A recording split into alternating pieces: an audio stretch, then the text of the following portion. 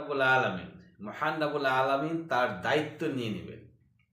কার দায়িত্ব নিয়ে নেবেন? যে ব্যক্তি সকাল সন্ধ্যা ৭ বার, সকাল সন্ধ্যা ৭ বার এই দোয়াটি পাঠ করবেন, আল্লাহ পাক তার দায়িত্ব নিয়ে নেবেন।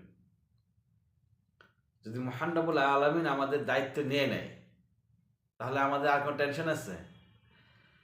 আর কোনো টেনশন নেই। আমরা ঘর থেকে বের হওয়ার পর অনেক বিপদ হইতে পারে, অনেক প্রবলেম হইতে পারে, অনেক ধরনের কি বলে সমস্যা আমাদের মধ্যে আসতে পারে, তো সেগুলো আর আসবে না। দায়িত্ব কে নিয়ে নেবেন? মহান রাব্বুল আলামিন। আমাদের রিজিকের অভাব হবে না, আমাদের কোনো প্রকার চাকরি বাকরি ব্যবসা বাণিজ্য কোনো কিছুতে কোনো প্রকারের প্রবলেম হবে না, কারণ দায়িত্ব নিয়ে নেবেন আল্লাহ তাআলা।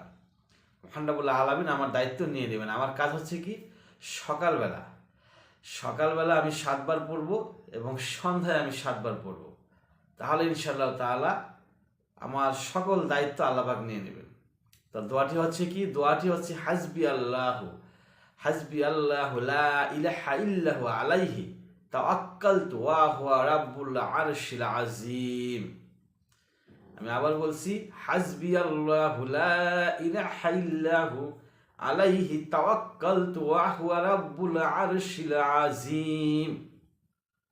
যার অর্থ হচ্ছে আমার জন্য আল্লাহই যথেষ্ট। কে যথেষ্ট? আল্লাহই যথেষ্ট। আমার জন্য আল্লাহই যথেষ্ট, তিনি ব্যতীত কোনো সত্য ইলাহ নেই। অনেক ইলাহ আছে আমাদের দেশে, অসৎ অনেক সৎ মানে বাটপার, সে নিজেকে আল্লাহ দাবি করে, খোদা দাবি করে, কিন্তু আল্লাহ ব্যতীত আর কোনো সত্য ইলাহ নেই। আমি তারই উপর ভরসা করি। কার উপর? আমি সেই আল্লাহ, আমার আল্লাহর উপরে আমি ভরসা করি, আর তিনি মহা আরশের রব। তিনি হচ্ছেন কি? মহা আরশের রব। সুনানে আবু দাউদ হাদিস নাম্বার 5081, তিরমিজি, এই যে তিরমিজি হাদিস নাম্বার 5800, যাই হোক হাদিস নাম্বারটা এখানে মিসিং হয়ে গেছে।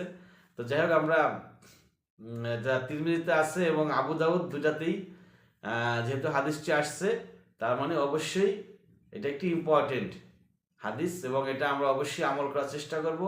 সকালে ৭ বার আমল করব, সন্ধ্যা ৭ বার আমল করব, ইনশাআল্লাহ তাআলা আমরা মহান রাব্বুল আলামিনের জিম্মায় চলে যাব।